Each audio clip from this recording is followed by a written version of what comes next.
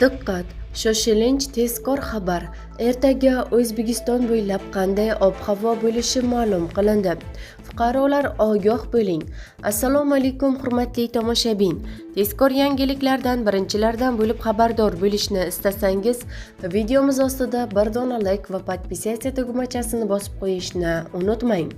O'zgidromet 13-may seshanba kuni uchun ob-havo prognozini e'lon qildi. Unga ko'ra Toshkent shahrida yog'ingarchilik kutilmaydi. Harorat kechasi 19-21 daraja, kunduzi 35-37 daraja issiq bo'ladi. Qoraqalpog'iston Respublikasi va Xorazm viloyatida ba'zi joylarda o'zgaruvchan bo'ladi. Yog'ingarchilik kutilmaydi. Ayrim joylarda chang to'zonlar bilan kuzatilishi mumkin. Harorat kechasi 18-23 daraja, kunduzi 35-40 daraja issiq bo'ladi.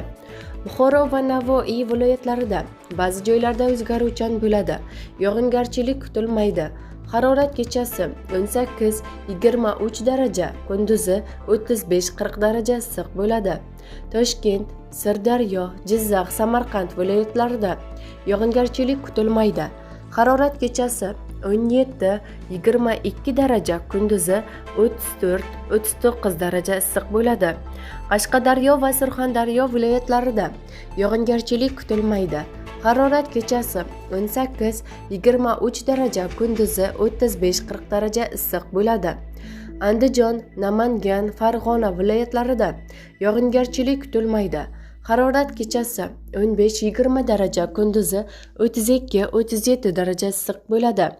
Respublikaning tog' oldi va tog'li hududlarida ba'zi joylarda o'zgaruvchan bo'ladi. Yog'ingarchilik kutilmaydi. Harorat kechasi 10-15 daraja, kunduzi 24-29 daraja issiq bo'ladi deyiladi prognozlarda. Bizni kuzatishda davom eting. Kanalimizga obuna bo'lib, podpisatsiya tugmachasini bosib qo'yishni unutmang.